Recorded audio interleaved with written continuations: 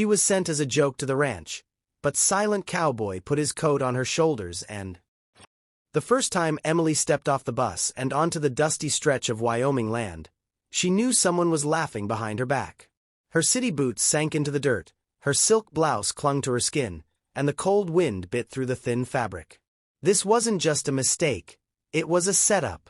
Her co-workers from the city newspaper had signed her up for what they called the Ultimate Rural Experience, a volunteer story assignment meant to help her understand heartland life.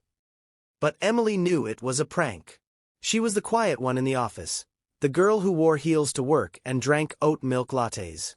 She didn't belong on a ranch.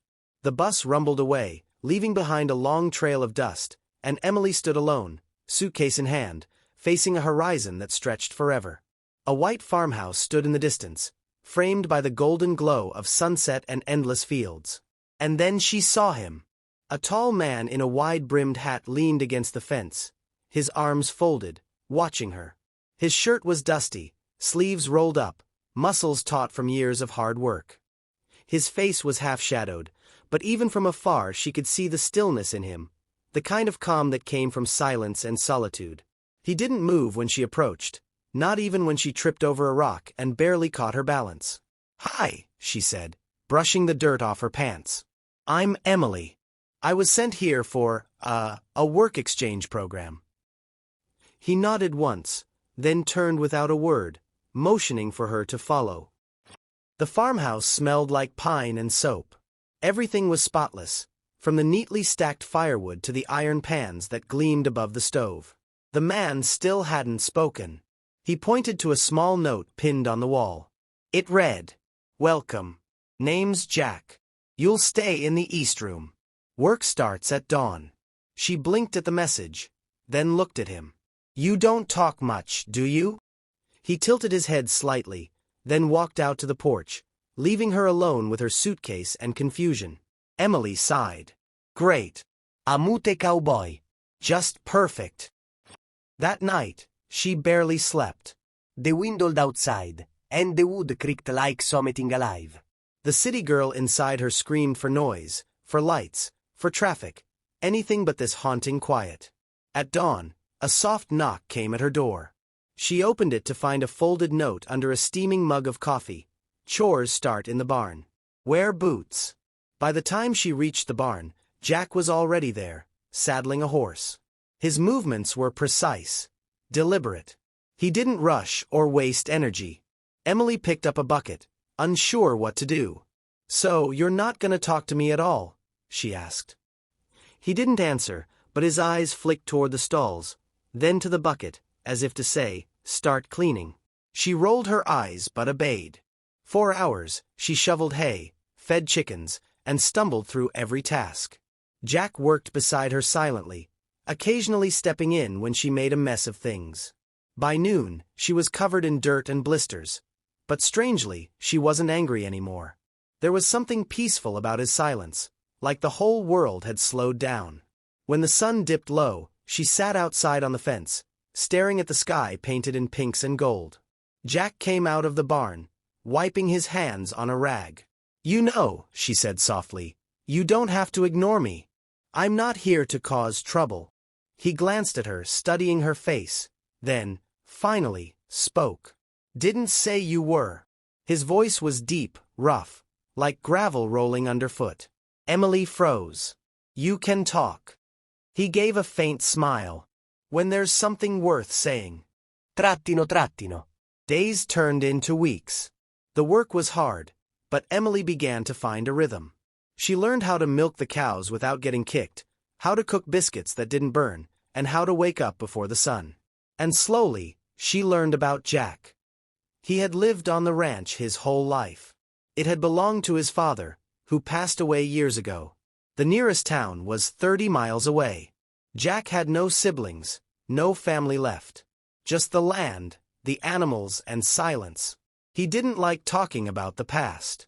Emily sensed pain there, a story locked behind those quiet eyes.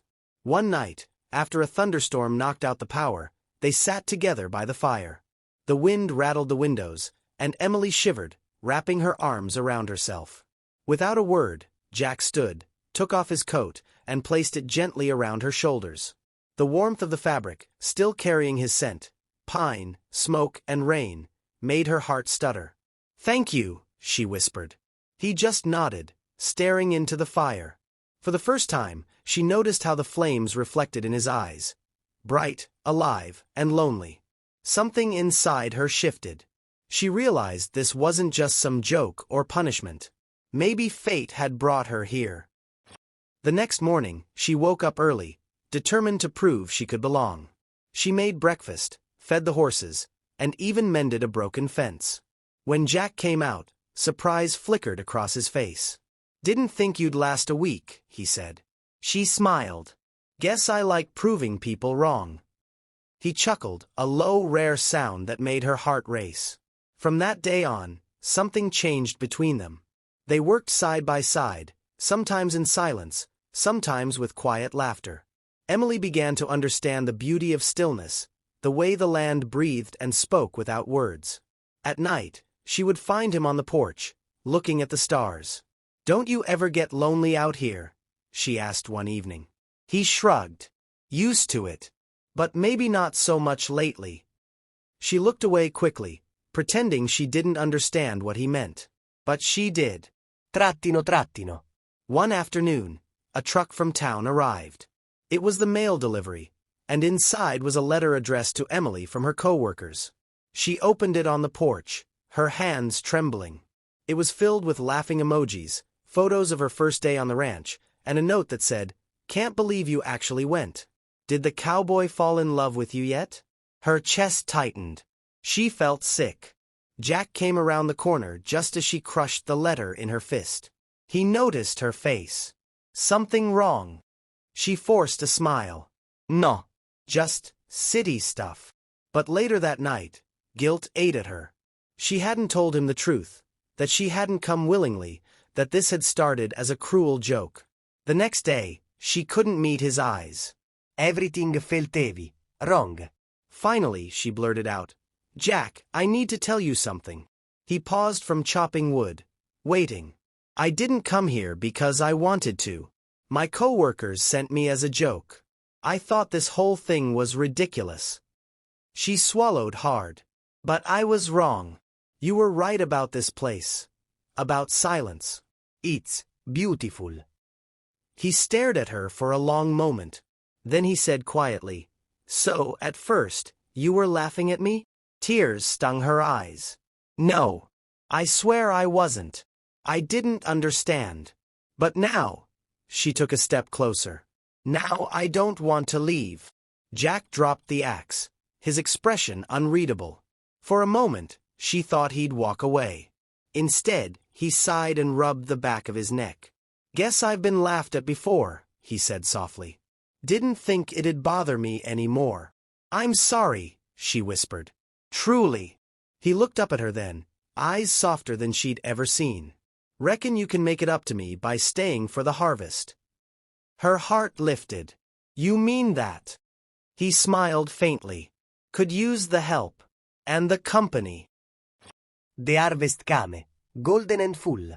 Emily worked beside him every day under the sun, her laughter echoing across the fields. She stopped thinking about the city, about her old life. Here, everything was real. The dirt, the sweat, the quiet trust growing between them. On the last night of harvest, they sat by the fence again. The stars stretched endlessly above. Emily leaned against his shoulder. "You ever think about leaving?" He shook his head. "Used to. Not anymore." She turned to look at him. "Why not?" "'Cause someone showed up one day and made it feel like home again." Her breath caught. He looked at her, eyes steady, honest. "You came here as a joke, but I don't think fate was laughing." She smiled, tears welling. "Neither do I." Jack reached out, brushing a strand of hair from her face. His hand lingered, rough and warm. And then, under the wide Wyoming stars, the silent cowboy kissed her. Slow, steady, full of all the words he'd never said. When he pulled back, he whispered, "Told you I only speak when it matters." She smiled against his chest, his coat still draped around her shoulders. "Then don't stop talking, cowboy." He chuckled, holding her close as the night wrapped around them like a promise. For Emily, the prank that began with laughter from others ended with something deeper. Something she'd never found in the noise of the city. And for Jack, who'd spent years in silence, the quiet finally felt like home again, because it wasn't empty anymore. It was filled with her. And that, he decided, was worth every word he'd ever left unsaid.